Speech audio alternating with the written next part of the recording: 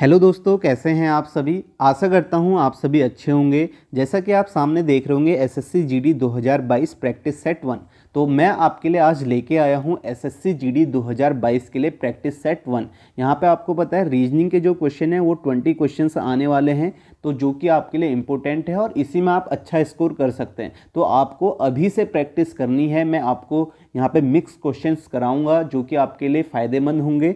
यहाँ पे जो टोटल क्वेश्चंस मैं लेके आया हूँ वो आपके 25 क्वेश्चन है, यानी कि जो भी एसएससी सीएचएसएल का भी एग्ज़ाम देने वाला है उसके लिए भी ये प्रैक्टिस सेट इंपॉर्टेंट है, उसे भी ये करना है। तो ये मत सोचना कि यहाँ पे एसएससी जीडी 2022 लिखा है तो एसएससी सीएचएसएल वाले ना करें, एसएससी एमटीएस वाले ना करें, तो उन्हें भी ये सेट करना है, तो वो भी इस सेट को कर सकते हैं। सभी के लिए इंपॉर्टेंट है। जो भी एसएससी का एग्जाम आता है सेम ही पैटर्न है रीजनिंग का, तो आप सभी को ये क्वेश्चंस करने चाहिए। तो यहाँ पे मैं टोटल 25 क्वेश्चन करवाऊंगा और जीडी में आपके 20 क्वेश्चंस आते हैं। आपको क्या करना है, पहले क्वेश्चन को देखना है, खुद से सॉल्व करना है, उसके बाद सॉल्यूशन देखना है। और दूसरी इंपॉर्टेंट बात यह है, पहली इंपॉर्टेंट बात तो यह है कि सभी को करने हैं, खुद से करने हैं पहले और फिर आपका सॉल्यूशन देखना है। दूसरी यह है कि आपको ज़्यादा से ज़्यादा शेयर करना है। जैसा रिस्पॉन्स इस वीडियो पे आएगा उसी तरीके से मैं आगे भी आपको प्रैक्टिस सेट प्रोवाइड कराते रहूँगा जो कि आपके लिए फ़ायदेमंद होंगे। तो शुरू करते हैं पहले क्वेश्चन से। पहला क्वेश्चन यहाँ पर दिया गया है, दिए गए विकल्पों में से वह संख्या चुनें जो निम्नलिखित श्रेणी में प्रश्नवाचक चिन्ह के स्थान पर आ सकती है। नंबर सीरीज का क्वेश्चन है, आपको यहाँ पे बताना है कि क्वेश्चन मार्क की जगह पे कौन सा नंबर आएगा। खुद से जरूर करना। पहले मैं यहाँ पे क्वेश्चन लिख देता हूँ, लिखने तक आप खुद से कर लेना। 17, 68, 73 क्वेश्चन मार्क। अब देखो यहाँ पे जो नंबर सीरीज का पैटर्न है ये पैटर्न काफ़ी रिपीट होता है और आपको ध्यान में भी रखना चाहिए। वैसे तो हम नंबर सीरीज में क्या करते हैं, गैप निकालते हैं, गैप निकालने के बाद पैटर्न ढूंढते हैं। तो यहाँ पे आप देखोगे जो पैटर्न है जो ज़्यादातर पूछा जाता है वो पैटर्न क्या है, यहाँ पे लेटेस्ट अभी टीसीएस ने बहुत बार पूछा है। तो आप देखोगे 7 के बाद 14 एक बड़ा नंबर आया, फिर 14 के बाद 17 एक छोटा नंबर, फिर आप देखो 17 के बाद 68 जो है 68 जो है वो आपका बड़ा नंबर आ गया, फिर छोटा नंबर आ गया। तो यहाँ पे पैटर्न क्या होता है, 2-3 ऑपरेशन एक साथ होते हैं। या तो एक बार मल्टीप्लाई होगा, फिर दूसरा ऑपरेशन जो होगा वो प्लस का होगा, या फिर एक बार डिवाइड होगा दूसरा माइनस का होगा। तो 2-3 ऑपरेशन एक साथ होते हैं। कैसे, आप देखोगे अगर मुझे 7 से 14 पे जाना है तो मुझे 2 से मल्टीप्लाई करना है, 14 से 17 पे जाना है तो मैंने +3 किया। आप देखो पैटर्न किस तरीके से चल रहा है, एक बार तो मल्टीप्लाई किया ऑपरेशन, दूसरी बार प्लस किया 3 से। अब देखो यहाँ पे फिर मल्टीप्लाई किससे हो गया, 4 से हो गया, 17 चक्कू 68। और अब यहाँ पे क्या होना है, ऑपरेशन साइन जो आएगा प्लस का आएगा और क्या आएगा 5। तो यहाँ पे 5 प्लस हो गया। नेक्स्ट में आप देखोगे यहाँ पे मल्टीप्लाई का आएगा और किससे मल्टीप्लाई होगा, 6 से। तो आप इसे मल्टीप्लाई करोगे, 6 7 42 420 और 6 3 18, 420 और 18 438 आ जाएगा, जो कि आपका ऑप्शन कौन सा होगा, आपका 4th ऑप्शन इसका राइट आंसर होगा। तो इस पैटर्न को आपको ध्यान में रखना है। यहाँ पे आप देखोगे एक बार इंटू फिर प्लस, फिर इंटू फिर प्लस, नंबर किस तरीके से बढ़ रहा है, 2 3 4 5 6। अब यहाँ पे ऐसा भी हो सकता है कि माइनस भी हो सकता है प्लस की जगह, या तीनों ऑपरेशन एक साथ हो सकते हैं। यहाँ पे जैसे नंबर 2 3 4 5 6, तो ये आपका इवन भी हो सकते हैं नंबर, ऑड भी हो सकते हैं, प्राइम नंबर भी हो सकते हैं। ठीक है, नेक्स्ट क्वेश्चन देखते हैं। अब इस क्वेश्चन को देखो, ये सबसे ज़्यादा पूछा जाता है। यहाँ पे आप देखोगे क्वेश्चन में क्या लिखा हुआ है, उस विकल्प का चयन कीजिए जिसमें दी गई संख्याओं के बीच वही संबंध है जो दिए गए समुच्चय की संख्याओं के बीच है। यानी कि इसमें आपका जो पैटर्न है यहाँ पे 9, 45, 10, इसमें जो पैटर्न है वही पैटर्न आपको ऑप्शन में बताना है। तो ये जो क्वेश्चंस है ये काफ़ी ज़्यादा पूछ रही है अभी एसएससी, तो आपको ये क्वेश्चंस करने चाहिए। मैंने बहुत सारे क्वेश्चंस करवाए हैं, बताया भी है कि आपको कैसे करना है, तो वो वीडियो आपको देखनी चाहिए। ठीक है, वो आप देख लेना। यहाँ पे आप देखो, यहाँ पे आपको क्या करना है, कैसे आप इस क्वेश्चन को करोगे। 9 45 10 दिया है, मैंने आपको बताया बीच में जो बड़ा नंबर है ना उसको आपको सोचना है कि ये नंबर 2 नंबरों से कैसे आएगा। माने कि आपने देखा ये आपका फर्स्ट है, ये आपका सेकेंड है, ये आपका थर्ड है। ठीक है, तो आप देखो 9 और 10 जो हैं ये आपके छोटे नंबर है और बीच में बड़ा नंबर है 45। तो आपका पूरा फोकस ये होना चाहिए जो बीच वाला नंबर है, जहाँ पर बड़ा नंबर है, उस नंबर को हम पहले और थर्ड से कैसे लाएं। अब आप देखो यहाँ पे 45 है, तो यहाँ पे क्या कर सकते हो आप, प्लस कर सकते हो, माइनस कर सकते हो, मल्टीप्लाई कर सकते हो, स्क्वायर, क्यूब, ये सारी चीज़ें देख सकते हो। ये मैंने कई बार आपको बताया भी है। अगर जिसको नहीं पता, जो पहली बार देख रहा है, वो पहले इन टॉपिक्स को जरूर कर लेना। टॉपिक वाइज भी मैंने ये क्वेश्चंस करवाए हैं। तो यहाँ पे आप देखोगे, मैं अगर पहले और तीसरे को मल्टीप्लाई करता हूँ, 9 और 10 को मल्टीप्लाई करता हूँ तो मेरे पास क्या आ जाता है, 9 दशम 90 आ जाता है। जबकि मुझे तो यहाँ पे 45 चाहिए, 45 कैसे आएगा, इसका हाफ कर दूंगा तो मुझे 45 मिल जाएगा। तो यहाँ पे पैटर्न क्या बन गया, पैटर्न ये बन गया कि पहले और थर्ड नंबर को मैंने क्या किया, मल्टीप्लाई किया और उसे डिवाइड कर दिया 2 से, तो मुझे सेकेंड नंबर मिल गया। तो ये आपका यहाँ पे एक लॉजिक बन गया। अब ये लॉजिक जो है वो आपका ऑप्शन में आपको ढूंढना है। अगर आप देखोगे 26 और 5 को मल्टीप्लाई करोगे और उसे डिवाइड करोगे 2 से तो आपको 75 नहीं मिलने वाला। यहाँ पे आप देखोगे सेम पैटर्न, ये पैटर्न आपको लगाना है। 8 और 18 को मल्टीप्लाई करते हो तो आपको कितना मिलता है, 18 अट्ठे 144। इसका हाफ आप करोगे तो आपको कितना मिल जाएगा, 72 मिल जाएगा। तो आपका राइट आंसर क्या हो गया, सेकंड ऑप्शन हो गया। समझ में आया कैसे आपको देखना है। आप यहाँ पे ये भी बोल सकते हो, सोचने के तरीके अलग अलग हो सकते हैं, मैंने पहले भी आपको बताया, तो इसलिए आप पहले खुद से ज़रूर करना। आप ये भी बोल सकते हो कि 9 को मैं 10 के हाफ से मल्टीप्लाई कर दूं तो 9 पंचे 45 मिल जाएगा। इसी तरह इस ऑप्शन में भी मैं 8 को 18 के हाफ से मल्टीप्लाई कर दूं तो 9 अट्ठा 72 मिल जाएगा। आप ऐसे बोले, बात एक ही है, यहाँ हम पहले ही डिवाइड कर ले रहे हैं दूसरे नंबर को। इस तरीके से भी आप बोल सकते हो। तो आपका आंसर यहाँ पे क्या होगा, सेकेंड ऑप्शन होगा। नेक्स्ट क्वेश्चन है सिटिंग अरेंजमेंट का क्वेश्चन है। तो ये टॉपिक भी मैंने अलग से करवाया हुआ है, सिटिंग अरेंजमेंट के काफ़ी सारे क्वेश्चंस करवाए हुए हैं। अगर आपने वो वीडियो नहीं देखी तो आप उन्हें ज़रूर देख लें, जिसमें आपको सिटिंग अरेंजमेंट के सारे क्वेश्चन मिल जाएंगे। तो यहाँ पे क्या है, सिटिंग अरेंजमेंट के क्वेश्चन में आपको क्या करना है, स्टेटमेंट्स को पढ़ना है और इन्हें प्लॉट करते जाना है। आपसे ये पूछा जाएगा कि किसी के बगल में कौन बैठा है, किन दो लोगों के बीच में कितने लोग बैठे हैं या कौन बैठा है, ऐसे पूछा जाएगा। तो यहाँ पे क्या लिखा हुआ है, पहले क्वेश्चन पढ़ लेते हैं। 7 दोस्त जो हैं वो आपका एक वृत्त के इर्द गिर्द वृत्त के केंद्र की ओर पीठ करके बैठे हुए हैं। तो ये आप बना लो यहाँ पे वृत्त, ठीक है, ये सर्किल आपने बना लिया। तो इसमें 7 फ्रेंड बैठे हुए हैं, ठीक है। एक और ये आपका पीठ जो है इनकी केंद्र की ओर है, यानी कि ये बाहर की ओर देख रहे हैं, एरो। एक ये हो गया, ये आपका 4 लोग ये हो गए, 5 6 और ये आपका 7। तो ये 7 लोग बैठे हैं। अब इसके बाद आप स्टेटमेंट पढ़ते जाइए, जो भी आपको फिक्स्ड स्टेटमेंट दिखेगा उसे यहाँ पे आप पुट कर दीजिए। और आप देखोगे पहला स्टेटमेंट क्या है, there are 3 person between Y and V. Y और वी के बीच में 3 व्यक्ति हैं। आप इस तरीके से बना लीजिए, यहाँ पे साइड में लिख लीजिए, या आपका छोटा क्वेश्चन होता है तो उसमें आपको लिखने की ज़रूरत भी नहीं है। वाई और वी के बीच में 3 लोग बैठे हैं। आगे लिखा है W sits immediate right of V. W जो है वी के दाईं ओर ठीक बगल में बैठा है। तो यहाँ पे आप देखो, अगर ये बाहर की तरफ बैठे हैं, बाहर की तरफ देख रहे हैं, आप खुद बैठ जाओ और बाहर की तरफ देखो, तो आपका राइट जो होगा वो आपका यहाँ होगा और जो लेफ्ट होगा वो आपका यहाँ होगा। ठीक है, समझ में आ गया। आपको खुद बैठना है यहाँ पे और खुद देखो, आपका जो राइट होगा, राइट हैंड होगा वो आपका इधर हो जाएगा और लेफ्ट हैंड इधर हो जाएगा। ठीक है, राइट मतलब यहाँ पे दायां हो गया और यहाँ आपका लेफ्ट मतलब बायां। तो अब इसने क्या बोला, W जो है V के दाईं ओर ठीक बगल में बैठा है, तो आप इसे बैठा लीजिए। आपने कहा कि V यहाँ पे बैठा है तो W ठीक दाईं ओर बैठा है, तो W आपका यहाँ बैठा है। ठीक है, तो ये आपने देख लिया। इमीडिएट, यहाँ पे इमीडिएट लिखा होगा, इमीडिएट राइट, तो इमीडिएट राइट का मतलब होता है ठीक बगल में।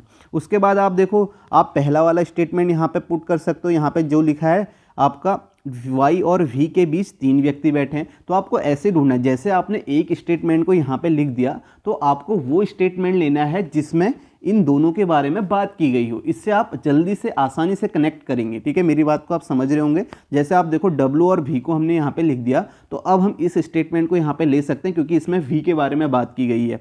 तो यहाँ पे आप देखोगे y और v के बीच में 3 है। अगर v यहाँ है तो y आपका यहाँ पे हो जाएगा क्योंकि इसके बीच में 3 है। ठीक है, यहाँ से भी आप बना सकते हैं, वो आपका दूसरा केस होगा। तो एक केस यहाँ पे फेल हो जाएगा। तो मैंने पहले केस में बना दिया कि आपका y जो है, y और v के बीच में 3 है। ठीक है, 3 है, इस तरीके से लेफ्ट में 3 लोग बैठे हुए हैं, कंडीशन सही है। उसके बाद आप देखोगे आगे क्या लिखा है, U sits between y and x। U जो बैठा है y और x के बीच में बैठा है। अब देखो, U यहाँ तो आ नहीं सकता, अगर U यहाँ आएगा तो यहाँ पे x इन दोनों के बीच में नहीं बैठ सकता। तो U जो है, यहाँ पे क्या लिखा है, U जो है y और x के बीच में बैठा है, तो आपका x यहाँ होगा, U यहाँ पे आ जाएगा। देखो कंडीशन ये सेटिस्फाई हो रही है, U जो है y और x के बीच में बैठा हुआ है। नेक्स्ट आप देखोगे T W या Y के बगल में नहीं बैठा है, तो ये बोल रहा है T जो है वो ना तो W के बगल में बैठा है ना Y के बगल में, यानी कि T आपका यहाँ नहीं आ सकता, इस पोजीशन में T नहीं आ सकता, तो T यहाँ आ जाएगा। और एक कौन बचा है आपका, S T U S बचा है, तो S आपका यहाँ पे आ जाएगा। अब आपसे क्या बोला हुआ है, v और x के बीच कौन बैठा है, who is sitting between v and x, v और x के बीच में कौन बैठा है, ये आपका x है, ये आपका v है, तो इनके बीच में t बैठा है, तो इसका आंसर ये हो जाएगा। अब आप जब दूसरा केस बनाओगे तो वो केस यहाँ पे फेल हो जाएगा, ठीक है, वो भी आप बना के देख सकते हो। जैसे आपने कहा कि ये आपने केस बनाया, ठीक है, दूसरा केस भी हम देख लेते हैं। यहाँ पे 3 2 5 6 और 7, आपने कहा कि v यहाँ पे, w यहाँ पे। अब इसने बोला कि w और यहाँ पे y और v के बीच में 3 है, तो आप ये भी तो बोल सकते हो कि y यहाँ से, ठीक है, राइट साइड से 3 लोग हो, y यहाँ पे हो, आप देखो इनके बीच में 3 है। अब नेक्स्ट स्टेटमेंट यहाँ पे आप देखोगे, यहाँ पे क्या लिखा है, next u sits between y and x। अब u जो है y और x के बीच में बैठा है, ठीक है, u जो है y यहाँ पे आएगा तो x यहाँ पे आ जाएगा, u यहाँ पे आ जाएगा, इस तरीके से आ गया। आगे आप देखोगे t w या y के बगल पर, y के बगल में नहीं बैठा है, तो अब देखो t जो है नहीं बैठा है, तो अब t को आपने यहाँ पे बैठा दिया, t को इस तरीके से बैठा दिया जो बगल में नहीं बैठा है, तो y के बगल में नहीं है, w के बगल में नहीं है। तो आगे आप देखोगे s w के बगल में बैठा है, s जो है w के बगल में। अब देखो s को आप यहाँ नहीं बैठा सकते हो w के बगल में, तो इसका मतलब ये वाला आपका रॉन्ग हो जाएगा, ये आपका सही हो जाएगा, ठीक है। तो इस तरीके से आप इसे कर सकते हो। नेक्स्ट क्वेश्चन देखें। नेक्स्ट है आपका 4 अक्षर समूह दिए गए हैं जिनमें से 3 किसी तरह से संगत हैं, एक असंगत है, उस अक्षर समूह का चयन करें जो असंगत है। तो यहाँ पे ऑड वन आउट का क्वेश्चन है, लेटर टाइप है, इसके भी मैंने काफ़ी सारे टॉपिक वाइज क्वेश्चंस भी करवाए हुए हैं। तो आपको यहाँ पे अल्फ़ाबेट की पोजीशन याद होनी चाहिए। तो आप देखोगे यहाँ पे अल्फ़ाबेट की पोजीशन, अगर मैं यहाँ पे लिखूँ तो अल्फ़ाबेट की पोजीशन क्या है, 11 14 17 20 23। तो आप देखो इनके बीच में गैप क्या है, +3 का है, यहाँ भी +3 का है, यहाँ भी +3 का है, यहाँ भी +3 का है। ये आपको लिखने की ज़रूरत नहीं है, क्योंकि यहाँ पे मैं आपको समझा रहा हूँ। मुझे लग रहा है कई लोग अगर एसएससी जीडी वाले नए बच्चे देख रहे होंगे, उन्होंने नहीं पढ़ा होगा, तो तब मैं यहाँ पे पोजीशन लिख रहा हूँ इस तरीके से। नहीं तो आपको क्या करना है, अगर आपको पोजीशन याद होगी तो आप यहाँ पे देखोगे 16 3 19 है, 19 3 22 है, 22 3 25, 25 3 यहाँ पे 2 है, तो इनके बीच में भी +3 का गैप है, यहाँ भी +3 का गैप है, यहाँ भी +3 का गैप है। सेम पैटर्न है, ऑड वन आउट में यही होता है। आपको देखना होता है 4 ऑप्शन में से 3 ऑप्शन में सेम पैटर्न होगा, एक में आपका डिफरेंट होगा। अब इस क्वेश्चन को आप करें, यहाँ पे आप देखोगे 3 7 9 12 14, तो आप देखो यहाँ पे 4 का गैप आ गया, जबकि यहाँ +3 का आ, तो ये आपका ऑड हो जाएगा। आप यहाँ भी देखना है आपको 4 7 10 13 16, तो आप देखो इनके बीच में +3 +3 +3 +3 का गैप है। तो आप देखो पहला, सेकंड और फोर्थ ऑप्शन में आपका सेम पैटर्न है, सेम गैप है, इसमें नहीं है थर्ड में, तो ये आपका क्या हो जाएगा, ऑड हो जाएगा। तो आपका राइट आंसर क्या है, थर्ड ऑप्शन। नेक्स्ट क्वेश्चन देखो, ये काफ़ी आसान क्वेश्चन होता है। इसमें लिखा है उस विकल्प का चयन कीजिए जो दिए गए शब्दों के उस क्रम को दर्शाता है जिस क्रम में वे अंग्रेजी शब्दकोश में मौजूद हैं। तो यानी कि आपको अल्फ़ाबेटिक ऑर्डर में लिखना है। आप देखोगे इसमें से सबसे पहले कौन सा आएगा, तो आप देखोगे RO वाले तो नहीं आएंगे, RE वाला आएगा, REC पहले आएगा, यानी कि 5 पहले आएगा, तो ये ऑप्शन आपका ये कैंसिल हो गए। उसके बाद आप देखोगे दोनों ऑप्शन में 4 और 3 है, यहाँ भी 4 3 है, तो इसे आपको चेक नहीं करना है, 4 और 3 आएगा। अब 1 और 2 में से देखो आप कौन पहले आएगा, तो 1 और 2 में से ROSC है, ROT है, तो ROS S पहले आएगा, T और S में से कौन पहले आएगा, S आएगा, तो आपका 2 पहले आएगा, फिर 1 आएगा, तो आपका राइट आंसर यहाँ पे क्या हो जाएगा, फर्स्ट ऑप्शन। ठीक है, समझ में आ रहा है कैसे करना, आसान क्वेश्चन है, इसमें तो आपको कुछ करना ही नहीं, जिस क्रम में अंग्रेजी शब्दकोश में मौजूद होते हैं वही आपको करना होता है। नेक्स्ट क्वेश्चन देखो, ये आपका एनालॉजी का क्वेश्चन है। क्वेश्चन क्या लिखा हुआ है, उस विकल्प का चयन करें जिसका तीसरे पद से वही संबंध है जो दूसरे पद का पहले पद से है। तो आपको बताना है यहाँ पे जो संबंध आपका यहाँ है, जो पैटर्न इन दोनों में है वही पैटर्न आपको यहाँ पे बताना है। ठीक है, मैं फिर बता दे रहा हूँ, SSC CHSL हो, SSC MTS हो, SSC के जो भी एग्ज़ाम हैं सभी के लिए सेट इम्पोर्टेंट है। ठीक है, तो यहाँ पे आप देखोगे नोज को लिखा हुआ है, NOSE को लिखा हुआ है यहाँ पे ENOS। ठीक है, ENOS। और SSC GD वाले तो ज़रूर करें इसे, क्योंकि ये आपका SSC GD में ही पूछे हुए क्वेश्चंस हैं। तो आप ये मत सोचना कि यहाँ पे कोई क्वेश्चन अलग से क्वेश्चन बना दिए हैं, जैसे भी क्वेश्चन आए हैं ये SSC GD में प्रीवियस ईयर पूछे हुए क्वेश्चंस हैं जो कि आपके लिए इंपॉर्टेंट है।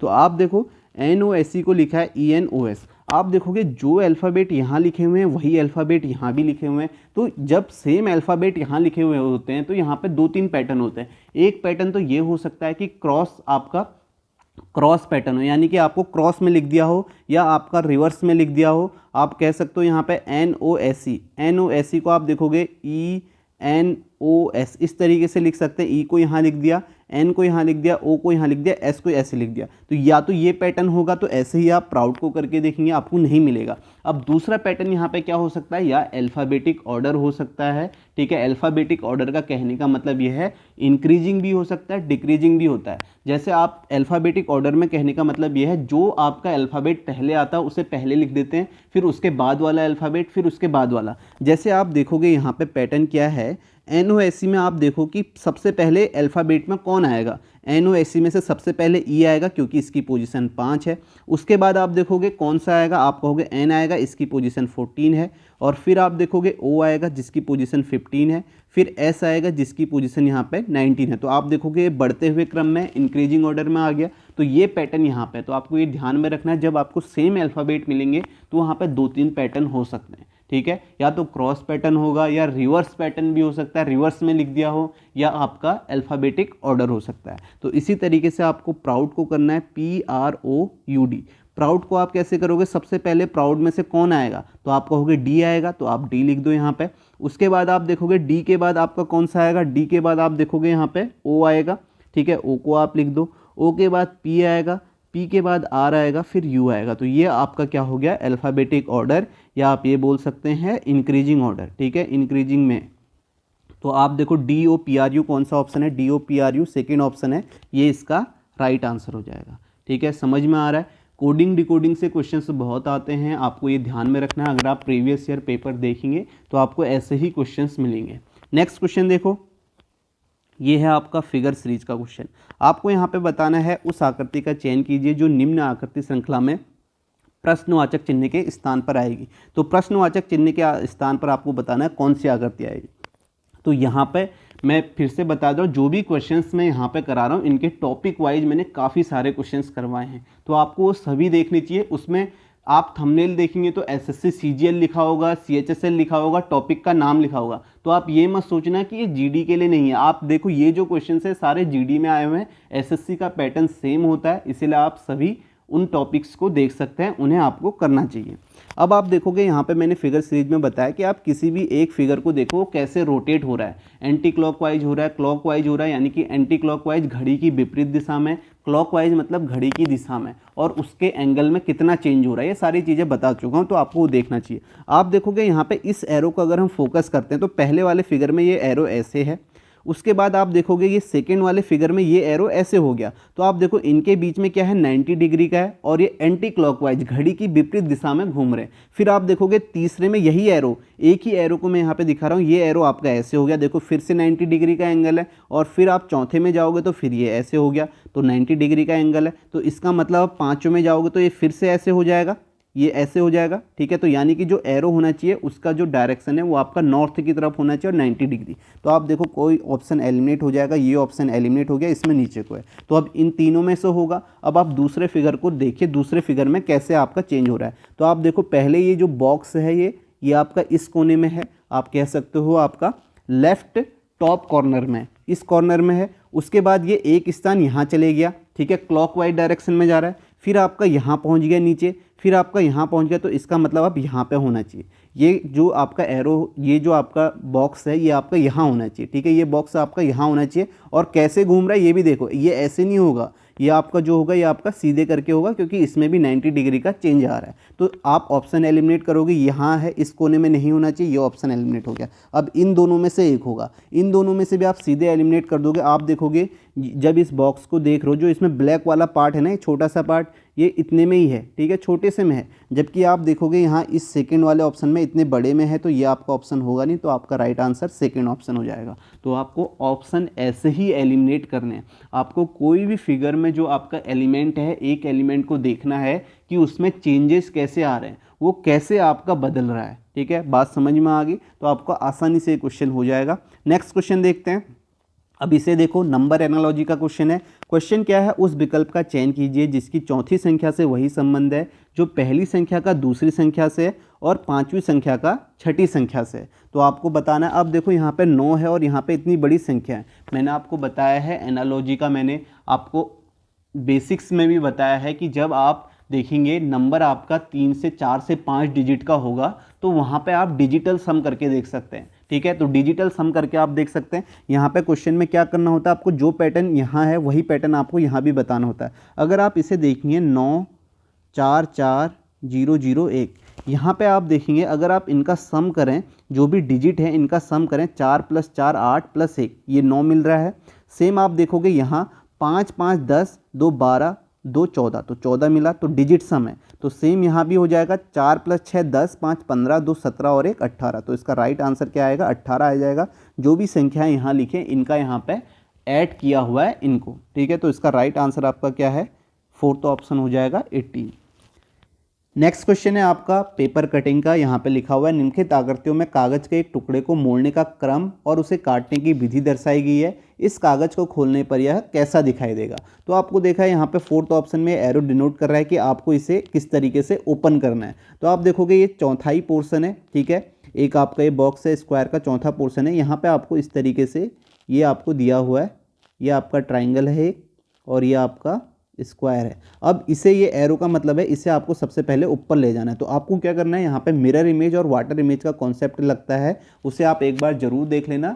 आसान है, आप आसानी से समझ जाओगे अगर आपको नहीं आता है। तो आपको इसे सबसे पहले ऊपर ले जाना है। ये एरो यहाँ पे नोट कर रहा है कि सबसे पहले जो नीचे वाला पोर्शन है इसे आपको ऊपर खोलना है। तो यहाँ पे आप क्या कर लीजिए, एक मिरर लगा दीजिए। ठीक है, वाटर इमेज वाला कॉन्सेप्ट हो जाएगा। आप देखो मिरर के सामने अगर यहाँ पे मिरर होगा तो इसकी इमेज कैसे बनेगी, तो आप कह सकते हो कि इसकी इमेज इस तरीके से बन जाएगी। ठीक है, टॉप का बॉटम, बॉटम का टॉप हो जाता है, यानी कि जो यहाँ पे टॉप में है। ठीक है, अगर इसके आप वाटर इमेज वाला कॉन्सेप्ट बनाओगे तो ये जो आपका टॉप में है ये आपका बॉटम बन जाएगा। ठीक है, इस तरीके से आप देख सकते हो। तो पहला जो चौथा पोर्शन आएगा वो ऐसे आएगा। अब देखो नेक्स्ट में एरो है कि इस तरीके से लगाओ, यानी कि अब इस वाले पोर्शन को आपको यहाँ ओपन करना है। तो यहाँ से आप मिरर इमेज लगा लो, यहाँ से मिरर इमेज लगा लोगे तो आप देखोगे सेम पोर्शन बन जाएगा और मिरर के सामने जो होगा सबसे पहले उसी की इमेज बनेगी। आप देखो ये ट्राइंगल मिरर के सामने, तो ये आपका यहाँ बनेगा, इसी तरीके से ये आपका बनेगा और यहाँ आपके 2 स्क्वायर बन जाएंगे। अब यहाँ पे सबसे इंपॉर्टेंट क्या है, आपको ये बनाना नहीं है, आपको ऑप्शन एलिमिनेट करना है। आप देखोगे यहाँ पे क्या आ रहे हैं, पहले ही जो आधा पोर्शन है, ये ऊपर का आधा पोर्शन है, इसमें आपके कितने आपके स्क्वायर आ जा रहे हैं, 4 आ रहे हैं। तो आप देखोगे ये ऑप्शन तो आपका सीधे एलिमिनेट हो गया, क्योंकि यहाँ पे 1 1 है, जबकि आपको पता है यहीं आपके 4 आ रहे हैं। ये ऑप्शन एलिमिनेट हो गया, 4th ऑप्शन एलिमिनेट हो गया। अब इसके बाद आपका फर्स्ट ऑप्शन भी एलिमिनेट हो जाएगा। आप सभी को पता है कि अब इसी पोर्शन को आपको नीचे लेके जाना है। तो नीचे लेके जाना है तो ये कैसे बनेगा, ये आपका इस तरीके से नीचे को बनेगा और ये आपका बॉक्स है और ये ऐसे बन जाएगा। तो ऐसा बनना चाहिए। जबकि आप देखोगे यहाँ पे ये ऊपर को है तो ये आपका होगा नहीं, एक ही ऑप्शन है आपका 3rd ऑप्शन, ये इसका राइट आंसर हो जाएगा। अगर आपको ये क्वेश्चन समझ में नहीं आ रहे हैं, अगर आपने नहीं किए हैं तो आपको और वीडियोस देखनी है। मैंने आपको आसान है वैसे यहाँ पे समझने वाला, सिर्फ आपको मिरर इमेज निकालनी आनी चाहिए। जैसे मैंने आपको बताया कि अगर आपका ये है ट्राइंगल है तो इसकी मिरर इमेज कैसे, इसकी अगर यहाँ मिरर होगा तो ये आपका वाटर इमेज का कॉन्सेप्ट हो जाता है। तो इसकी आपकी इमेज कैसे बनेगी, इसकी इमेज ऐसे बन जाएगी। ठीक है, ये जो टॉप वाला पोर्शन है यहाँ बॉटम में पहुँच जाएगा और जो बॉटम वाला पोर्शन है टॉप में पहुंच जाता है जब आपका वाटर इमेज का कॉन्सेप्ट होता है। तो आप इसे एक बार जरूर देख लेना। और मिरर के सामने जो पहले होगा उसकी इमेज आपकी पहले बनेगी। ठीक है, ये भी आप देख सकते हो। नेक्स्ट क्वेश्चन देखते हैं। नेक्स्ट क्वेश्चन फिर से आपका नंबर सीरीज का क्वेश्चन है। तो आप देख सकते हो यहाँ पे 2 क्वेश्चन आए हुए हैं। तो यहाँ पे लिखा हुआ है 40। मैं यहाँ पे क्वेश्चन लिख रहा हूँ, उससे पहले आपको ये क्वेश्चंस कर लेने चाहिए। ठीक है, 130। तो मैंने आपको बताया आप गैप यहाँ पे देख सकते हो। अगर इसके बीच में आप गैप देखोगे 6 का गैप है, यहाँ आप देखोगे 8 4 12 का गैप है, यहाँ आप गैप देखोगे आपका 12 और 12 10 22 2 24 का गैप है। यहाँ आप गैप देखोगे 18 और 30 आपका कितना हो गया, 30 48 का गैप है। तो आप देखो पैटर्न क्या है, पैटर्न आप देखोगे डबल हो रहा है। 6 दूनी 12, 12 दूनी 24, 24 दूनी 48। तो यहाँ पे 48 दूनी कितना हो जाएगा, 96 का गैप होना चाहिए। तो 6 9 3 12 की 2 1 1 1 2 226 इसका राइट आंसर होगा, जो कि आपका 3rd ऑप्शन है। तो आप गैप आप निकाल के, ये पैटर्न भी आपको काफ़ी देखने को मिलेगा। यहाँ पे डबल हो रहा है या इसमें डबल गैप भी आपका हो सकता है। नेक्स्ट क्वेश्चन देखो। नेक्स्ट क्वेश्चन क्या है, अर्थमेटिक रीजनिंग का क्वेश्चन है। यहाँ पे आपको दिया गया है मनदीप और स्वाति के वेतनों का योग 85,000 है, स्वाति और युक्ति के वेतनों का योग 60,000 है। यदि स्वाति का वेतन युक्ति के वेतन से 10,000 अधिक है तो मनदीप का वेतन कितना होगा। सिंपल क्वेश्चन है। मनदीप और स्वाति का वेतन कितना बोल रहा है, मनदीप और स्वाति का वेतन जो है वो आपका 85,000 है। ठीक है, तो आप यहाँ पे 85 भी मान सकते हो क्योंकि सभी में 3-3 जीरो हैं, तो 3-3 जीरो आप हटा लेना, इससे आपकी कैलकुलेशन थोड़ा आसान हो जाएगी। तो आप ये मान लो कि 85 या हम इस 3 जीरो को हटा ले रहे हैं, हम ये नहीं बोल रहे कि यहाँ पे 3 जीरो, क्योंकि सभी में कॉमन है, इससे थोड़ा क्वेश्चन आपका आसान हो जाएगा। अभी आप देखना। ठीक है, मनदीप और स्वाति के वेतन का योग कितना है, 85 है। ठीक है, आप 3 जीरो लगाओगे भी बात एक ही आएगी। उसके बाद बोला है स्वाति और युक्ति के वेतनों का योग, स्वाति प्लस युक्ति के वेतन का योग कितना है, 60 है। ठीक है, 3 जीरो हटा लेना, मैंने आपको बोला है। ठीक है, इस तरीके से 60 है। उसके बाद आप देखोगे क्या बोला है, यदि स्वाति का वेतन युक्ति के वेतन से 10 अधिक है, ये बोला है अगर स्वाति का वेतन जो है युक्ति के वेतन से 10 अधिक है, यानी कि स्वाति का वेतन कितना है, y प्लस 10 लिख सकते हो, या आप इसे ये लिख सकते हो s minus Y equal to 10। ठीक है, 10 अधिक है, तो आप देखोगे एक आपकी दो इक्वेशन बन गई हैं। ठीक है, आपको क्या निकालना, मनदीप का वेतन, यानी कि ये मनदीप का वेतन चाहिए, तो आप इन दो इक्वेशन को सॉल्व कर लो। इक्वेशन सॉल्व करनी आती है, ये कैंसिल हो जाएगा, 2s इक्वल टू 70 हो जाएगा, और s इक्वल टू यहाँ पे स्वाति का वेतन कितना आ जाएगा, 35, यानी कि 35,000, 3 जीरो लगा सकते हो। स्वाति का वेतन 35 आ गया, तो यहाँ से आपका पहली इक्वेशन में स्वाति का वेतन रख लो और माइनस कर लो, तो m कितना आ जाएगा, 85 माइनस 35, तो आप देखो 5 में से 5 जीरो, 8 में से 3 5, 50 आ जाएगा, और 50 आपका 3 जीरो लगा लोगे तो यहाँ पे 50,000 हो जाएगा, जो कि आपका फोर्थ ऑप्शन है। आसान क्वेश्चन है, इसमें कुछ ऐसा बताने वाला नहीं है, सिंपल आप इसे सॉल्व करोगे हो जाएगा।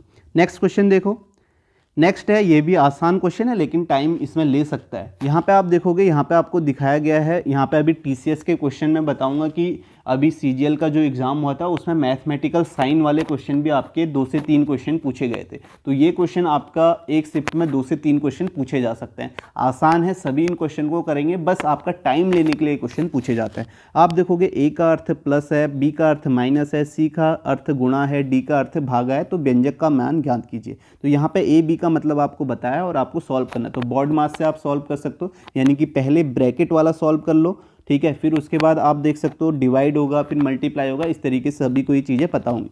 तो मैं ब्रैकेट वाला पहले सॉल्व कर लेता हूँ। सी का मतलब क्या है, सी का मतलब यहाँ पे गुणा है, तो 9 छक्का 54 आ जाएगा, और यहाँ पे बी का मतलब क्या है, माइनस है, तो यहाँ पे आपका 3 आ जाएगा। इसे सॉल्व करूँगा, 27 डी है, डी का मतलब क्या है, डिवाइड है, तो भागा 3 होगा, तो ये आपका पहले सॉल्व होगा। इसे मैं साथ साथ सॉल्व भी कर सकता हूँ, यहाँ पे पहले लिख लेता हूँ आपको समझाने के लिए। ए का अर्थ प्लस है, 5 आ जाएगा, फिर प्लस है, फिर 54 है। बी का अर्थ है, ये मैंने सॉल्व कर लिया है, बी का अर्थ यहाँ पे माइनस है, -15।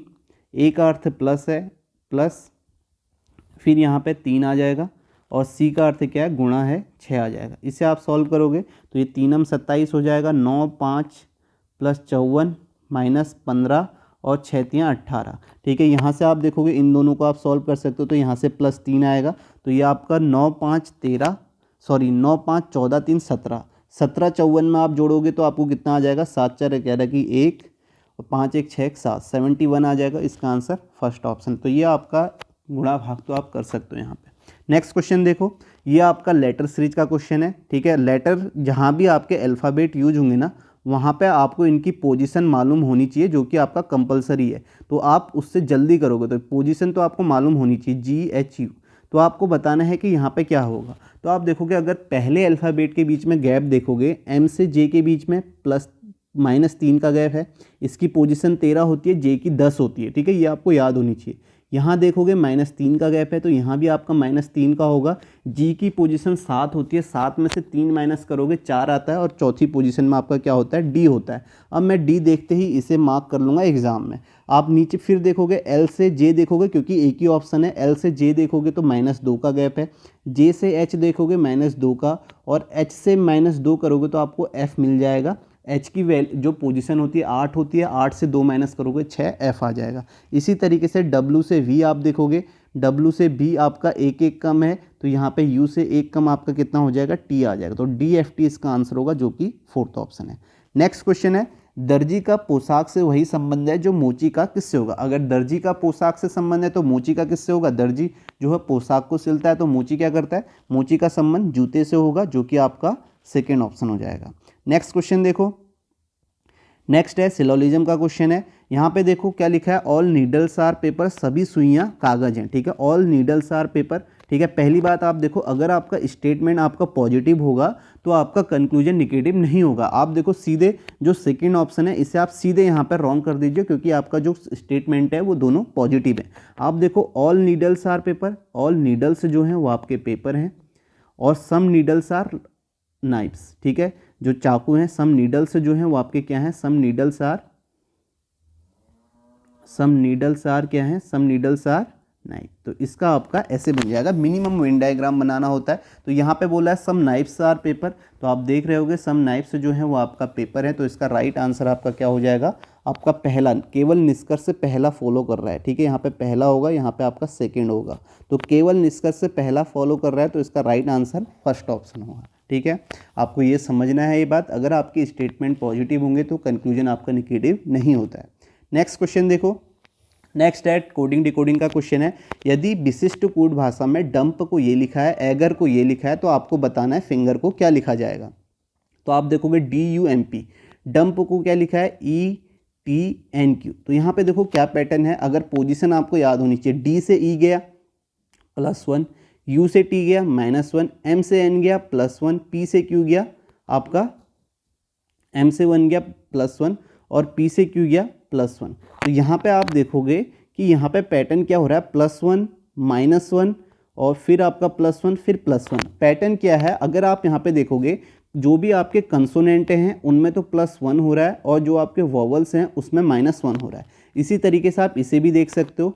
ईगर को आप देखोगे EAGER, ईगर को क्या लिखा हुआ है, DZHDS। आप देखोगे E से D गया, तो E क्या है आपका, E आपका वॉवल्स है, तो इसमें -1 हो रहा है, तो -1। यहाँ भी आपका -1, G से H गया +1, E से D गया -1, वॉवल्स है, R से S गया +1। तो पैटर्न आप समझ गए होगे, जो भी कंसोनेंट हैं उनमें +1 हो रहा है, जो वॉवल्स हैं उसमें -1 हो रहा है। तो आपको फिंगर को बताना है FINGER। इसे आप कैसे करेंगे फिंगर को, आप देखोगे F से, F क्या है, कंसोनेंट है, तो यहाँ पे +1 करेंगे तो G आ जाएगा, G से स्टार्ट होगा। तो आपका ये दो ऑप्शन तो सीधे खत्म हो गए। उसके बाद आप देखोगे नेक्स्ट देखोगे I जो है आपका वॉवल्स है, तो -1 होगा, तो यहाँ पे H आना चाहिए, तो G के बाद H आएगा, तो आपका आंसर फर्स्ट ऑप्शन हो जाएगा। आपको पूरा सॉल्व करने की ज़रूरत नहीं है, आपको ये लिखना भी नहीं है, ऐसे ही आपको करना है। इसलिए आपके लिए प्रैक्टिस इंपॉर्टेंट है, प्रैक्टिस करोगे तो आपको सीधे हो जाएगा, और ऑप्शन पर ध्यान हमेशा आपको रखना है। नेक्स्ट क्वेश्चन देखोगे, टारगेट को ये लिखा हुआ है, प्राइस को ये लिखा हुआ है, आपको बताना है क्यून को क्या लिखा जाएगा। तो इनमें से आप किसी को भी सॉल्व कर सकते हो। मैंने आपको बताया जिसमें कम अल्फ़ाबेट होंगे उसे सॉल्व करना, वो थोड़ा आसान हो जाएगा आपके लिए। अगर हम देखते हैं प्राइस को, PRIZE, अब इसके नीचे क्या क्या नंबर आ सकते हैं, या तो इनकी पोजीशन आ सकती है, या इनके अपोजिट की पोजीशन आ सकती है, या क्रॉस में पोजीशन आ सकती है। यानी कि आपको अल्फ़ाबेट से रिलेटेड जो भी प्रॉब्लम्स आपकी रीजनिंग में पूछी जाएंगी, आपको उनकी पोजीशन तो याद होनी चाहिए, कहीं ना कहीं उसी से संबंध होता है। और अगर वो याद है तो आप आसानी से इन क्वेश्चनों को कर सकते हो, और प्रैक्टिस भी आपको करनी है। जितनी ज़्यादा प्रैक्टिस करोगे उतना आपको फ़ायदा होगा। अब आप देखो इसके नीचे 7 लिखा हुआ है, इसके नीचे 9 है, यहाँ 9 है, यहाँ 8 है, यहाँ 5 है। आप इनकी पोजीशन लिखो, इनकी पोजीशन 16 है, यहाँ पे 18 है, यहाँ पे 9 है, यहाँ पे 26 है, 5 है। अब देखो ये 7 तो पोजीशन नहीं है, ना ही अपोजिट की पोजीशन है, लेकिन ये 16 को देखते हुए आपको समझ में आ जाएगा। अगर आप ये 6 और 1 का सम करोगे तो आपको 7 मिल जाएगा। तो 6 + 1 7 है, 8 + 1 9 है, 9 का 9 है, 6 + 2 8 है, ई का 5 लिखा है। यानी कि इनकी पोजीशन का यहाँ पे डिजिट सम किया हुआ है। तो सेम आप क्यून को कर लीजिए, QUEEN। आप यहाँ पे टारगेट को करके देख लेना, इसकी पोजीशन 17 होती है, इसकी 21, 5 5 14। तो आप देखोगे 7 और 1 8 आ जाएगा, 2 1 3 आएगा, 5 आएगा, 5 आएगा, 4 1 5 आएगा। तो लास्ट में 555 है, एक ही ऑप्शन है, ये इसका राइट आंसर हो जाएगा। Fourth option 83555। तो पैटर्न आपने देख लिया होगा, यही पैटर्न आपसे पूछे जाएंगे, तो इन्हें आप ध्यान में रखना। नेक्स्ट क्वेश्चन है, फिर से आपका सेटिंग अरेंजमेंट का क्वेश्चन है। यहाँ पे आप देखो 8 ऑफिसर्स जो हैं वो आपका एक सर्कुलर टेबल में क्लॉकवाइज ऑर्डर में बैठे हुए हैं। All are facing the center of the table and there is an equal distance between them. If D is facing north west direction then in which direction F is sitting. तो आपको ये लिखा है, यहाँ पे आपके 8 अधिकारी हैं जो एक वृत्ताकार मेज में बैठे हुए हैं सेंटर की तरफ देखते हुए, ठीक है। और कैसे बैठे हैं, क्लॉकवाइज डायरेक्शन में, यानी कि दक्षिणावर्त, क्लॉक जैसे घूमती है वैसे बैठे हुए हैं। सभी का मुख जो है केंद्र की ओर है और उनके बीच समान दूरी है। यदि डी का मुख उत्तर पश्चिम दिशा की ओर है तो एफ किस दिशा में बैठा है ये बताना है। तो ये आपका यहाँ पे सर्कुलर टेबल बना देते हैं और कितने लोग हैं, 8 लोग हैं। एक सेंटर की तरफ देख के बैठे हैं, 2 3 4 5 6 7 8 ऐसे बैठे हुए हैं। अब इन्होंने बोला है जो डी जो है ना, वो डी आपका कहाँ को फेस करके बैठा है, नॉर्थ वेस्ट डायरेक्शन में। तो डायरेक्शन आपको पता होनी चाहिए कि यह आपका ईस्ट है, यह आपका वेस्ट है, यह आपका नॉर्थ है, यह आपका साउथ है। तो उसने क्या बोला, नॉर्थ वेस्ट डायरेक्शन में बैठा है, यानी कि इस तरीके से यहाँ को फेस करके बैठा है। तो कौन कहाँ पे बैठा होगा, खुद ही आप समझ लीजिए कि डी यहाँ पे बैठा होगा। देखो इसकी डायरेक्शन क्या है, कहाँ को मुख करके बैठा हुआ है, आपका नॉर्थ वेस्ट। तो डी यहाँ पे बैठा है और बाकी इसी ऑर्डर में क्लॉकवाइज डायरेक्शन में बैठे हुए हैं। तो यानी कि घड़ी की दिशा में, घड़ी ऐसे चलती है तो घड़ी की दिशा में बैठा है। डी के बाद ई आ जाएगा, फिर एफ आ जाएगा, फिर आपका जी आएगा, फिर एच, और यहाँ आपका ए बी सी ऐसे बैठे हुए हैं। अब आपसे बोला हुआ है कि एफ किस दिशा में बैठा हुआ है। एफ तो यहाँ बैठा हुआ है, तो एफ की दिशा कहाँ है, आप देखोगे एफ यहाँ बैठा हुआ है, तो एफ की दिशा क्या है, साउथ वेस्ट है। तो साउथ वेस्ट है तो आप बोल सकते हो दक्षिण पश्चिम में बैठा है। तो इसका आंसर क्या हो जाएगा, सेकेंड ऑप्शन हो जाएगा। ठीक है, समझ में आ गया क्वेश्चन। पहले खुद से ज़रूर करना सारे क्वेश्चन, फिर आपको आसान लगेंगे और आसानी से आप क्वेश्चनों को कर लोगे। नेक्स्ट क्वेश्चन देखते हैं। नेक्स्ट दिया गया है, यहाँ पे दिया गया आरेख उन विद्यार्थियों को संख्या को दर्शाता है जो विभिन्न भाषाएं जानते हैं, हिंदी, अंग्रेजी, जर्मन। आपको क्या बताना है, उन विद्यार्थियों की संख्या कितनी है जो अंग्रेजी और जर्मन दोनों जानते हैं लेकिन हिंदी नहीं जानते। तो अब आप यहाँ पे देखोगे उसने बोला है लेकिन हिंदी नहीं जानते, तो हिंदी जानने वाले किस में, आप कहोगे हिंदी जो जानते हैं वो इस बॉक्स में, यानी कि इस बॉक्स में जो भी हैं वो तो नहीं आने वाले, क्योंकि हमें क्या चाहिए, हिंदी वाले नहीं चाहिए। तो आंसर आपका 15, 19, 12, 3 में से तो नहीं होगा। तो 15, 19, 12, 3 में से नहीं होगा। तो आप देखोगे 15, 12, 3 तो सीधे सीधे एलिमिनेट हो गए, तो एक ही ऑप्शन बचा 16। तो इसका आंसर 16 हो जाएगा। और यही इसने बोला भी है जो अंग्रेजी और जर्मन दोनों जानते हैं। अंग्रेजी और जर्मन दोनों जानने का मतलब क्या है, वो नंबर्स आपके जो लोग अंग्रेजी और जर्मन जानते हैं वो आपके सर्किल में भी होने चाहिए और इस बॉक्स में भी होने चाहिए। तो इन दोनों में आपका एक ही नंबर है 16। तो 16 इसका आंसर हो जाएगा, जो कि आपका फोर्थ ऑप्शन है। ठीक है, नेक्स्ट क्वेश्चन देखो। नेक्स्ट है आपका कोडिंग डिकोडिंग ब्लड लेसन का क्वेश्चन है। ब्लड लेसन के क्वेश्चन भी आपको जरूर करने हैं, ये भी काफ़ी सारे क्वेश्चन एसएससी पूछ रही है। यहाँ पे आप देखोगे Vishal is the husband of Narmada. ठीक है, विशाल जो है हस्बैंड है किसका, नर्मदा का। तो विशाल यहाँ पे नर्मदा का हस्बैंड है। इस तरीके से हम डबल से दिखा देते हैं कि आपस में शादीशुदा है, और आपका मेल जो है वो प्लस से, नर्मदा आपका जो फीमेल है उसे माइनस से। उसके बाद आपको देखो जैसे ही आपने ये स्टेटमेंट पढ़ा ना, सिटिंग अरेंजमेंट हो या कोडिंग डिकोडिंग का ये क्वेश्चन हो, आपको कैसे यहाँ पे इनको आपस में जोड़ना है वो मैं आपको बता रहा हूँ। जैसे ही आपने इस स्टेटमेंट को यहाँ पे लिख दिया, इसके बाद आप उस स्टेटमेंट को लेना जिसमें विशाल और नर्मदा के बारे में बात की गई हो। ठीक है, इससे आप आसानी से कनेक्ट करते हुए जाएंगे। ऐसा नहीं है कि आप ऐसा नहीं करेंगे तो क्वेश्चन नहीं होगा, लेकिन इससे आप जल्दी कनेक्ट करोगे। आप देखोगे इसके बाद आपने पढ़ा Prateek is the brother of Gauravi. तो आप देखो इस स्टेटमेंट में कहीं पे विशाल और नर्मदा के बारे में बात की गई है, नहीं है। तो इसे अभी एक बार के लिए छोड़ देना। अगर आपका लंबा सेंटेंस आता है, लंबे आपके क्वेश्चन आते हैं, तो उसमें आप इसे साइड में भी लिख सकते हो, प्रतीक जो है ब्रदर है गौरवी का। तो इस तरीके से आप साइड में भी लिख सकते हो, प्रतीक जो है ब्रदर है गौरवी का, ऐसे आप लिख सकते हो। ठीक है, प्रतीक ब्रदर है गौरवी का, ऐसे लिख सकते हो। बाद में कनेक्ट कर सकते हो अलग अलग करके, ऐसे भी कर सकते हो। नहीं तो आप इसके बाद आप देखो वाला स्टेटमेंट लेना है, उस स्टेटमेंट को लेना है जिसमें विशाल और नर्मदा के बारे में बात की गई।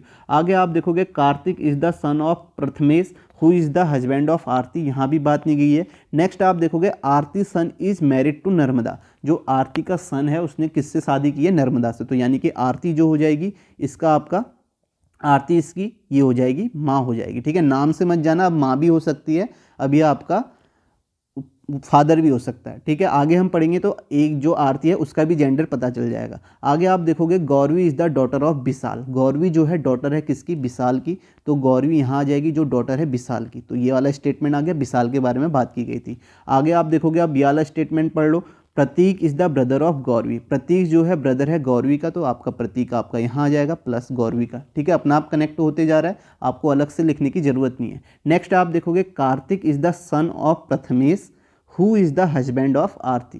ठीक है, Kartik is the son of Prathmesh who is the husband of Aarti. यहाँ लिखा गया है कार्तिक प्रथमेश का बेटा है। ठीक है। कार्तिक जो है प्रथमेश का बेटा है जो आरती का पति है। तो आरती का पति कौन है? प्रथमेश है। तो प्रथमेश है तो आरती का पति, तो ये आपका प्लस हो जाएगा, माइनस हो जाएगा। और कार्तिक जो है इन्हीं का बेटा है, यानी कि ये आपका विशाल का भाई हो जाएगा। इस तरीके से आप कह सकते हो, ठीक है, विशाल का भाई हो जाएगा। अब आपसे पूछा है प्रथमेश का गौरवी से क्या संबंध है, ये आपको बनाने की जरूरत नहीं है, क्योंकि आप सब प्रथमेश और गौरवी के बीच में संबंध पूछा है। तो प्रथमेश यहाँ है, गौरी यहाँ है, तो आप कुछ बता सकते हो यहाँ पे क्या संबंध होगा? दादा होगा। मामा मौसा चाचा फूफा तो हो नहीं सकते, क्योंकि अगर मामा चाचा फूफा होते तो वो आपका इस रो में आनी चाहिए थे, यहाँ आने चाहिए थे, क्योंकि यहाँ पे जनरेशन गैप 1 का है, तो यहाँ आने चाहिए थे। जबकि आप देख सकते हो कि प्रथमेश यहाँ है, जी यहाँ है, तो ये आपका दादा होगा, जो कि आपका आंसर है सेकेंड ऑप्शन। ठीक है, दादा कैसे होगा? गौरवी के पापा हैं, पापा, ठीक है, गौरवी के जो फादर हैं उनके फादर हैं, ठीक है, प्रथमेश। तो इसका राइट आंसर आपका सेकेंड ऑप्शन होगा। नेक्स्ट क्वेश्चन देखो, अक्षरों के उस संयोजन का चयन कीजिए जिसे दी गई अक्षर श्रृंखला में रिक्त स्थानों में क्रमिक रूप से रखने पर श्रृंखला पूर्ण हो जाएगी। ये आपका रिपीटेड सीरीज का क्वेश्चन है। फिर से एक बार मैं बता दे रहा हूँ, अगर आपको ये टॉपिक्स नहीं आते हैं, ठीक है, पहली बार आप पढ़ रहे हैं, तो आप पहली वीडियोस जाके देखना, उसमें मैंने बताया हुआ है कैसे आपको ये क्वेश्चंस करने हैं, तो आपको ये क्वेश्चन आसानी से हो जाएंगे। अब आप ये मत सोचना कि मैं बार बार उन्हीं वीडियो को फिर से बनाऊं, क्योंकि आपका भी टाइम जाएगा, मेरा भी जाएगा, क्योंकि ऑलरेडी मैं पहले बता चुका हूं वो चीज़ें, तो आप वहां से इन्हें कर सकते हैं। तो यहाँ पे आप देखोगे रिपीटेड सीरीज का क्वेश्चन है। रिपीटेड सीरीज में होता क्या है, कोई भी या तो एक ग्रुप होगा या 2 ग्रुप हो सकते हैं, वो बार बार रिपीट होते हैं। इस तरीके से आपको पैटर्न ढूंढना होता है। इसमें आप 2 तरीके से कर सकते हैं, या तो यहाँ से ऑप्शन पुट कर लीजिए और पैटर्न बना लीजिए, या आप क्या कर सकते हैं, आप सारे जो भी यहाँ पे पोजीशन हैं, जो भी अल्फ़ाबेट हैं, स्पेस को लेके गिनिए। जैसे आप गिनोगे तो यहाँ पे टोटल 20 आएंगे, तो जो ग्रुप बनेंगे या तो 5 × 4 का बनेगा या 4 × 5 का बनेगा, यानी कि 5 अल्फ़ाबेट का ग्रुप 1 बनेगा और ऐसे ही 4 ग्रुप बनेंगे, या 4 अल्फ़ाबेट का ग्रुप ऐसे ही 5 ग्रुप बनेंगे। दूसरा चीज़ आप ये भी देख सकते हो, ये आपका कॉमन क्वेश्चन है। आप देखो स्टार्टिंग तो जी से हो रही है और ख़त्म टी पे हो रहा है, तो आप ये समझिए जी और टी के एक ग्रुप बन रहा है। तो कैसे आप देखोगे, जी से स्टार्टिंग हो रही है, टी पे खत्म हो रहा है, एक ग्रुप ये बना, फिर आपका एक ग्रुप टी पे खत्म हो रहा है, एक ये बना, जी से स्टार्ट टी पे एक ग्रुप ये है, और जी से स्टार्ट टी पे। तो आप देखोगे इनमें आपको कॉमन दिखेगा, ठीक है। आप देखो जी से स्टार्टिंग हो रही है सारे ग्रुप की, यहाँ भी जी से हो रही है, यहाँ भी जी से ही होगी, और टी पे खत्म हो रहा है, टी पे खत्म हो रहा है सभी में। देखो यहाँ भी टी से खत्म, यहाँ भी टी पे खत्म, टी पे खत्म, टी पे खत्म। तो इसका मतलब क्या है, एक ही वर्ड जो है वो बार बार रिपीट हो रहा है। तो आप इसे फिल कर लीजिए, इस वाले ग्रुप को फिल कर लीजिए दूसरे ग्रुप को देखते हुए। आप देखो सेकंड में क्या आएगा, अगर आप यहाँ देखते हो थर्ड वाले को, तो सेकंड में एक्स है तो यहाँ पे एक्स आ जाएगा। तो इसका मतलब क्या है, जी एक्स सी टी ग्रुप बार बार रिपीट हो रहा है। तो जी एक्स सी टी, तो यहाँ भी आपका जी एक्स सी टी आएगा, यहाँ भी जी एक्स सी टी आएगा, यहाँ भी जी एक्स सी टी आएगा, और यहाँ भी जी एक्स सी टी आएगा। तो आपका आंसर क्या हो जाएगा, एक्स जी सी जी एक्स। कौन सा ऑप्शन है, ये दोनों ऑप्शन तो वैसे ही एलिमिनेट हो गए, ये भी एलिमिनेट हो गया क्योंकि लास्ट में एक्स है, तो एक्स जी सी जी एक्स। तो आपका आंसर सेकेंड ऑप्शन हो जाएगा। ठीक है, समझ में आ गया। नेक्स्ट क्वेश्चन देखते हैं। यहाँ पे फिर से कोडिंग डिकोडिंग का क्वेश्चन है, तो आप देख सकते हो यहाँ पे कोडिंग डिकोडिंग के क्वेश्चन आपके ज़्यादा पूछे गए हैं। आप देखोगे रेडी को READY, रेडी को आपका यहाँ पे क्या लिखा हुआ है, IVZWB। अब देखो इसको देखते ही आपको समझ में आ जाने चाहिए कि यहाँ पे क्या पैटर्न है। यहाँ पे ये अपोजिट है। आप देखोगे R का अपोजिट I है, E का अपोजिट V है, A का अपोजिट Z है, D का अपोजिट W है, Y का अपोजिट B है। तो ये भी आपको पता होने चाहिए, अपोजिट भी आपको याद होनी चाहिए। कैसे याद कर सकते हो वो भी मैंने बताया हुआ है। या तो आप ये देख लो कि इनकी पोजीशन का सम 27 होगा। आप देखो ये 18 है, ये 9 है, जो भी आपके अपोजिट होंगे उनकी पोजीशन का सम 27 होगा। तो आपको ये बताना है P का अपोजिट K होता है, तो K से स्टार्ट होगा, 2 ऑप्शन ये खत्म हो गए। उसके बाद आप देखो लास्ट में M का अपोजिट N होगा, तो लास्ट वाला N आएगा, पहला वाला K। कौन सा ऑप्शन है, K और N, ये भी खत्म। तो आपका आंसर सेकेंड ऑप्शन। तो सिंपल है, ऑप्शन आपको ऐसे ही देखने हैं, अपोजिट यहाँ पे दिया हुआ है। नेक्स्ट क्वेश्चन देखो, नेक्स्ट है यहाँ पे आपको बताना है मिरर इमेज। ठीक है, दर्पण प्रतिबिंब जब दर्पण को दिए गए संयोजन के दाईं ओर रखा जाता है तो संयोजन के सही दर्पण प्रतिबिंब का चयन करें। तो यहाँ पे दर्पण रख दिया, तो आपको बताना है क्या बनेगा इसका मिरर इमेज। तो आप देखो जो सबसे पहले दर्पण के सामने होगा उसी की इमेज बनेगी। तो सबसे पहले ए आएगा यहाँ पे, ठीक है, ए का आपका इमेज बनेगा। आपको ये बनाना नहीं है, ऑप्शन देखने, सबसे पहले ए आएगा। अब देखो जब आप मिरर में आप देखते हो तो आपको मिरर में सबसे, जैसे आप देखोगे सबसे ऊपर आपका चेहरा ही दिखेगा। तो आप देखो यहाँ पे क्या हो गया, आपके पाँव तो ऊपर नहीं दिखते ना, लेकिन यहाँ पे ए को देखोगे पहले ऑप्शन में, ए को आपका ये उल्टा दिख रहा है। तो ये आपका ए का जो आपका टॉप का सिरा है वो नीचे आ गया, और जो आपका बॉटम का है वो ऊपर आ गया, तो ये ऑप्शन होगा नहीं, क्योंकि मिरर में आप जब भी देखोगे ऐसा थोड़ी ना होता है कि पैर आपको ऊपर दिखते हैं और सर नीचे दिखता है। वो कहाँ होता है, वो होता है आपका वाटर इमेज के कॉन्सेप्ट में, तो ये आपका होगा नहीं। इसी तरीके से ऑप्शन एलिमिनेट करना है। उसके बाद आप देखोगे एक, फिर उसके बाद क्यू आएगा। अब क्यू में भी आप देखो फोर्थ ऑप्शन एलिमिनेट हो गया, यहाँ पे इस तरीके से नीचे दे दिया, तो ये भी होगा नहीं, ठीक है। अब आपका इन दोनों में से देखो डब्लू सेम है और यहाँ पे ये आपका 6 भी सेम है। उसके बाद आप 5 को देखो, 5 में फिर से वही कर दिया गया। 5 में आप देखो यहाँ पे ये वाला ऑप्शन होगा नहीं, क्योंकि ये आपका टॉप बॉटम वाला है, ठीक है। ये भी आपका होगा नहीं, तो आपका आंसर क्या है, थर्ड ऑप्शन है। तो ये आपको बनाने की जरूरत नहीं है, वहाँ पे आपको ऐसे ही देखना है। नेक्स्ट क्वेश्चन देखो, नेक्स्ट दिया गया है, दिए गए सीट को मोड़कर एक घन बनाया जाता है। इस प्रकार निर्मित घन में ए अक्षर वाले फलक के विपरीत फलक पर कौन सा अक्षर मौजूद होगा। तो यहाँ पे आपको बताना है कि ए के विपरीत में, तो यहाँ पे अपोजिट कैसे निकालते हैं, आप देखोगे अल्टरनेट, जैसे एफ का अपोजिट बी होगा, ठीक है, आपको सी को छोड़ देना है, एफ का अपोजिट बी होगा। इसी तरीके से ई का अपोजिट डी होगा, तो बचा हुआ ए का अपोजिट क्या होगा, सी होगा। तो एफ का अपोजिट बी और आपका ई का अपोजिट डी और एक सी का अपोजिट ए। तो यहाँ पे इसका राइट आंसर क्या हो जाएगा, आपको बताना है ए के विपरीत वाले फलक में, तो ए के विपरीत वाले फलक में आपका क्या है, सी है, तो ये इसका राइट आंसर हो जाएगा। डाइस के भी मैंने क्वेश्चंस करवाए हुए हैं, काफ़ी सारे क्वेश्चंस करवाए हुए हैं, तो आप उन्हें देख लेना, तो आपको समझ में आ जाएंगे। यही क्वेश्चन आपके बार बार रिपीट होते हैं। नेक्स्ट क्वेश्चन है, आसान क्वेश्चन है ये भी। उस विकल्प का चयन करें जो दी गई आकृति में अंतर्निहित है। आकृति को घुमाने की अनुमति नहीं है, यानी कि आपको घुमाना नहीं है, आपको बताना है कि कौन सा इसमें फिट आएगा। एम्बेडेड फिगर के क्वेश्चन है, ये भी मैंने एक आपको वीडियो बनाई हुई है, उसे भी आप देख सकते हैं। तो यहाँ पे आप देखो इनमें से कौन सा फिगर आएगा, आपको फिगर घुमाना नहीं है। अगर आप देखोगे तो पहला वाला फिगर तो मुझे कहीं दिख नहीं रहा, लेकिन सेकंड वाला मुझे नज़र आ रहा है। सेकंड वाला आपको मुझे यहाँ नज़र आ रहा है, आप देख सकते हो इस तरीके का बॉक्स है। फिर आप देखोगे ये बनाया हुआ है, सेम है, और इस तरीके से ये है, तो ये यहाँ पे नज़र आ रहा है। तो इसका राइट आंसर क्या है, सेकंड ऑप्शन है। ये आपको ऐसे ही देखना पड़ेगा। तो यहाँ पे ये आपके 25 क्वेश्चंस खत्म होते हैं। वैसे आपके रीजनिंग में एसएससी जीडी में 20 क्वेश्चन आएंगे, तो ये आपका एसएससी सीएचएसएल के लिए भी इंपॉर्टेंट है, इसीलिए जीडी और एसएससी सीएचएसएल वाले इन सेट को करना। और आप जो भी एसएससी की तैयारी कर रहा है, चाहे एमटीएस का हो या जो भी हो, रीजनिंग में यही टॉपिक्स पूछे जाते हैं बार बार, तो आपको ये सभी को करने चाहिए, ठीक है। तो यहाँ पे इन सभी टॉपिक्स की मैंने आपका सिंगल वीडियो भी बनाई हुई है, काफ़ी सारी वीडियो हैं। अगर आपको टॉपिक वाइज चाहिए तो आप उन क्वेश्चनों को करें। सारे टीसीएस के द्वारा पूछे हुए, एसएससी के द्वारा पूछे हुए क्वेश्चंस हैं। आप ये मत देखना एसएससी सीजीएल लिखा है या सीएचएसएल लिखा है या एमटीएस लिखा है, सभी में क्वेश्चन पूछे जाते हैं। ये जो क्वेश्चन यहाँ पे आए हुए हैं, अगर किसी को ये क्वेश्चन टफ लग रहे हैं, वैसे तो आसान है, अगर किसी को टफ लग रहे हैं तो समझिए ऐसे ही क्वेश्चन आपको मिलने वाले हैं, क्योंकि ये क्वेश्चन भी एसएससी जीडी के द्वारा ही पूछे गए हैं प्रीवियस ईयर में, ठीक है। तो इस वीडियो को यहीं पे ख़त्म करते हैं। बाकी मैं और भी सेट आपके लिए लाऊंगा, लेकिन आपको क्या करना है, ज़्यादा से ज़्यादा शेयर करना है, सपोर्ट करना है, आपके रिस्पॉन्स पर ही नेक्स्ट सेट आएगा।